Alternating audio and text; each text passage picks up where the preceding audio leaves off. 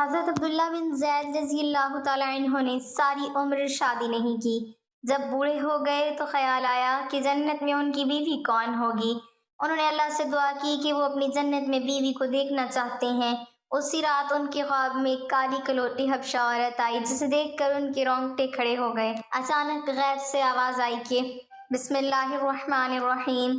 رحمت عالم صلی اللہ علیہ وسلم نے مکہ سے ہجرت فرما کر سرزمین مدینہ کو اپنے قدوم میمنت لزوم سے رش کے جناح بنایا تو آپ صلی اللہ علیہ وسلم نے کچھ عرصہ بعد مسجد نبوی کی تعمیر کا اہتمام فرمایا۔ جب مسجد تعمیر ہو چکی تو آپ صلی اللہ علیہ وسلم نے ضرورت محسوس فرمائی کہ نماز باجماعت ادا کرنے کے لیے عام مسلمانوں کو نماز کے وقت سے کچھ دیر پہلے اطلاع دینی چاہیے۔ حضور صلی اللہ علیہ وسلم نے صحابہ اکرام رضی اللہ عنہم سے مشورہ فرمایا کہ اس مقصد کے لیے کون سا طریقہ اختیار کرنا مناسب ہوگا۔ کسی نے عرض کیا کہ کسی بلند جگہ پر آگ روشن کر دی جایا کرے، کسی نے رائے دی کہ نماز کے وقت قریب مسجد پر جھنڈا بلند کر دیا جائے، کسی نے مشورہ دیا کہ جس طرح یہود و نصارہ اپنی عبادت گاہوں میں نرسنگھا یا ناقوس بجاتے ہیں، ہم بھی نماز کے اعلان کے لیے اسی طرح کیا کریں۔ لیکن حضور صلی اللہ علیہ وسلم ان میں سے کسی تجویز پر بھی مطمئن نہ ہوئے اور اس مسئلے میں متفکر رہے۔ تاہم وقتی طور پر آپ صلی اللہ علیہ وسلم نے ناقوس بجانے والی تجویز کو منظور فرما لیا۔ ابھی اس تجویز پر عمل نہیں ہوا تھا کہ دوسرے دن الصبح ایک انصاری صاحب رسول بارگاہ رسالت میں حاضر ہوئے اور یوں عرض پیرا ہوئے، یا رسول اللہ، رات خواب میں میرے سامنے ایک شخص آیا جس کے ہاتھ میں ناقوس تھا۔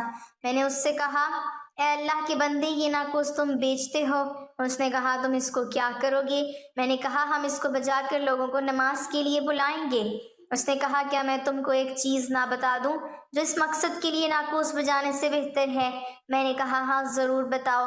اس نے کہا، کہو اللہ اکبر اللہ اکبر اللہ اکبر اللہ اکبر، اشہد ان لا الہ الا اللہ، اشہد ان لا الہ الا اللہ، اشہد ان محمد رسول اللہ، اشہد ان محمد رسول اللہ، حی علی الصلاۃ، حی علی الصلاۃ، حی علی الفلاح، حی علی الفلاح، اللہ اکبر اللہ اکبر، لا الہ الا اللہ۔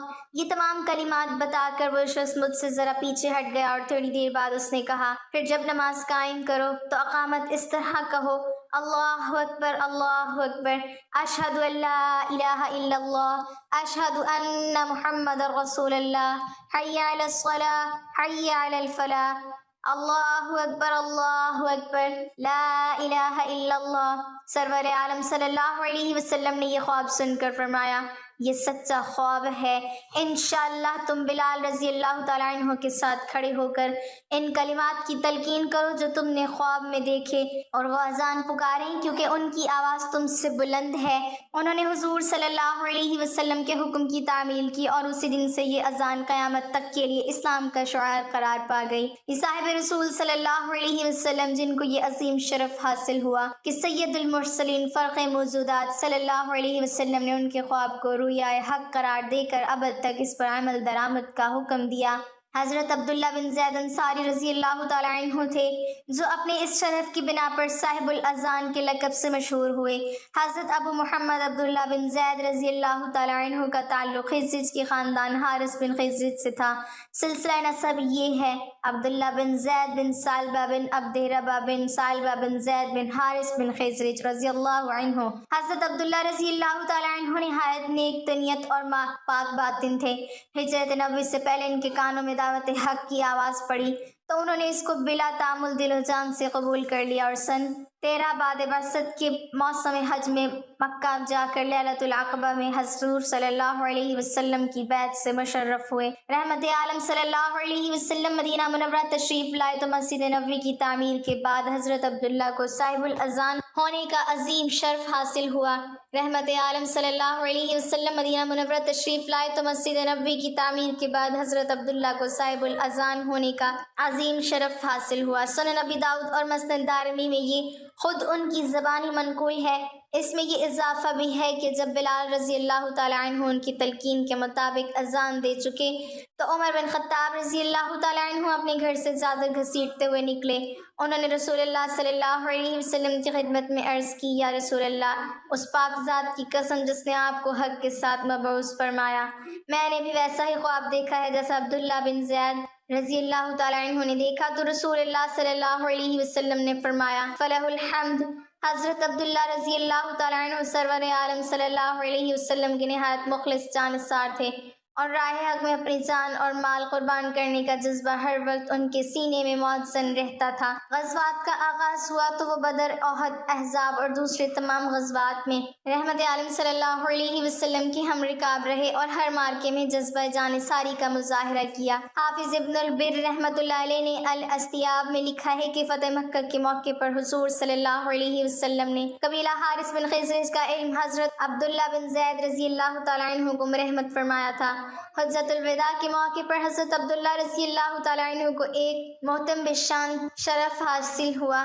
مسند احمد حنبل میں ہے کہ حجۃ الوداع میں سرور عالم صلی اللہ علیہ وسلم نے بہت سی بکریاں لوگوں میں تقسیم فرمائیں۔ حضرت عبداللہ رضی اللہ تعالیٰ عنہ بھی حضور صلی اللہ علیہ وسلم کی خدمت میں حاضر تھے، لیکن آپ صلی اللہ علیہ وسلم نے انہیں کوئی بکری نہ دی۔ اس کے بعد آپ صلی اللہ علیہ وسلم نے موئے مبارک ترشوائے تو ان میں سے کچھ حضرت عبداللہ بن زید رضی اللہ تعالیٰ عنہ کو عطا فرمائے۔ مہندی سے رنگے ہوئے یہ موئے مبارک حضرت عبداللہ رضی اللہ تعالیٰ عنہ کے لیے ایک ایسی نعمت تھے کہ دنیا جہان کے خزانے اس کے سامنے بھیج تھے۔ خود انہوں نے زندگی بھر ان موئے مبارک کو اپنے سینے سے لگائے رکھا، اور ان کے بعد ان کے خاندان نے اس دولت الہی والی کو اپنے پاس تبرکاً محفوظ رکھا۔ حضرت عبداللہ بن زید رضی اللہ تعالیٰ عنہ نے ساری زندگی شادی نہیں کی، جوانی گزر گئی اور بڑھاپا آ گیا۔ ایک دن بیٹھے حدیث کی ایک کتاب پڑھ رہے تھے تو اس میں پڑھا کہ حضور صلی اللہ علیہ وسلم نے فرمایا ہے کہ جنت میں کوئی بھی اکیلا داخل نہ ہوگا بلکہ اپنی بیوی کے ساتھ داخل ہوگا، اور جس نے کسی وجہ سے دنیا میں نکاح نہیں کیا تو اس کا نکاح دنیا ہی کے کسی کماری لڑکی کے ساتھ کر دیا جائے گا، اور پھر وہ دونوں میاں بیوی بن کر جنت میں داخل ہوں گے۔ جب یہ حدیث پڑھی تو دل میں خیال آیا کہ دنیا میں تو میں نے نکاح نہیں کیا ہے، لیکن جنت میں میرا نکاح کر دیا جائے گا، تو پھر آخر وہاں میری بیوی کون ہوگی؟ حضرت عبداللہ رضی اللہ تعالیٰ عنہ نے اسی رات اللہ سے دعا مانگی کہ اے اللہ، مجھے خواب میں میری جنت کی بیوی دکھا دیجئے۔ پہلی رات میں دعا قبول نہیں ہوئی تو دوسری رات پھر سے دعا مانگی، دوسری رات بھی دعا قبول نہیں ہوئی تو تیسری رات دعا مانگی، تیسری رات دعا قبول ہو گئی۔ خواب میں دیکھتے ہیں کہ کالے رنگ کی ایک عورت ہے جو حبشہ کے رہنے والی ہے۔ وہ کہہ رہی ہے کہ اے عبداللہ، میرا نام میمونہ ولید ہے، میں بصرہ میں رہتی ہوں اور میں ہی جنت میں تمہاری بیوی بنوں گی۔ حضرت عبداللہ کی زبان کھلی تو تہجد کا وقت ہو رہا تھا۔ اٹھے اور وضو کر کے تہجد کی نماز پڑھی، اور پھر تھوڑی دیر کے بعد فجر کی نماز پڑھ کر اپنا اونٹ لیا اور بصرہ کی طرف چل دیے۔ حضرت عبداللہ بن زید رضی اللہ تعالیٰ عنہ بہت مشہور لوگوں میں سے تھے، اس لیے جب وہ بصرہ پہنچے تو لوگوں نے ان کا بڑا استقبال کیا اور پوچھا کہ حضرت ہمارے شہر میں کیسے آنا ہوا؟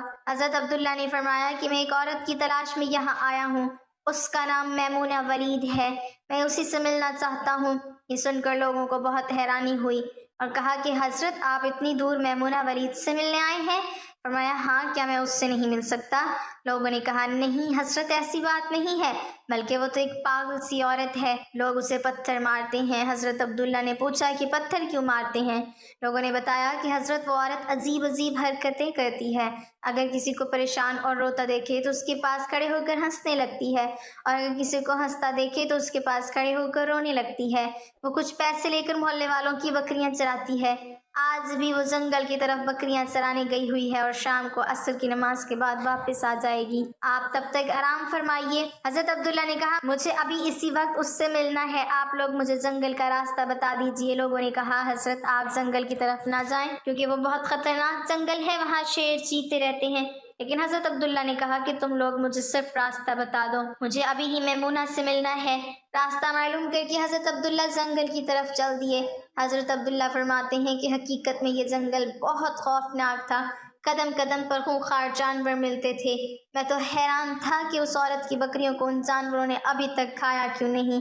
اس جنگل میں اتنے بہت سے خونخوار جانور ہیں کہ اگر وہ سب مل کر ایک ساتھ اس عورت کی بکریوں پر حملہ کر دیں تو وہ بیچاری اکیلی عورت اس گھنے جنگل میں کیا کر پائے گی۔ حضرت عبداللہ فرماتے ہیں کہ جب میں اس جگہ پہنچا جہاں میمونہ غلید موجود تھی تو اس جگہ کا منظر دیکھ کر اور زیادہ حیران رہ گیا، کیونکہ میمونہ کی بکریوں کو کوئی اور چرا رہا تھا۔ میمونہ خود بکریاں نہیں چرا رہی تھی بلکہ وہ تو اس خوفناک جنگل میں مصلی بچھا کر نمازیں پڑھ رہی تھی۔ میں یہ منظر دیکھ کر حیران رہ گیا کہ آخر ان بکریوں کو پھر کون چرا رہا ہے، کیونکہ بکریاں کبھی ایک جگہ پر نہیں رکتی، وہ کبھی ادھر بھاگتی ہیں اور کبھی ادھر بھاگتی ہیں۔ حضرت عبداللہ فرماتے ہیں کہ میں نے دیکھا کہ حضرت میمونہ تو نماز پڑھ رہی ہیں اور وہاں موجود کچھ شیر چیتے ان کی بکریوں کو چرا رہے ہیں اور ان بکریوں کو ادھر ادھر بھاگنے نہیں دیتے ہیں۔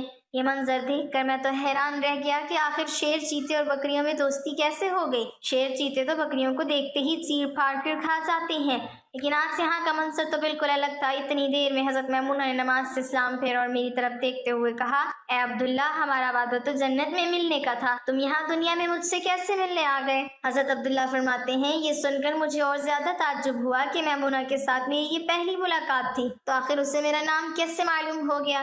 میں نے حضرت میمونہ سے پوچھا، آخر تمہیں میرا نام کیسے معلوم ہوا؟ تو انہوں نے فرمایا، اے عبداللہ، جس رب نے تمہیں رات میں میرے بارے میں بتایا تھا، اسی رب نے مجھے بھی رات میں تمہارے بارے میں بتایا ہے کہ تم جنت میں میرے شوہر بنو گے۔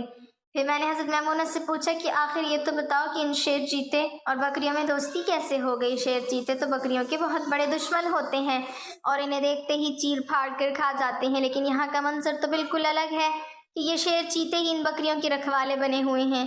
حضرت میمونہ نے فرمایا، اے عبداللہ، جب سے میں نے اپنے اللہ سے دوستی بنا لی ہے تب سے ان شیر چیتوں نے بھی میری بکریوں سے دوستی بنا لی ہے اور اب یہ میری بکریوں کو کوئی نقصان نہیں پہنچاتے ہیں۔ اللہ پاک ہمیں دین کی مکمل سمجھ نصیب فرمائے اور ہمیں ایمان کی دولت نصیب فرمائے، آمین۔ ناظرین، کمنٹ باکس میں اللہ تعالیٰ کے 99 ناموں میں سے ایک نام ضرور ٹائپ کریں۔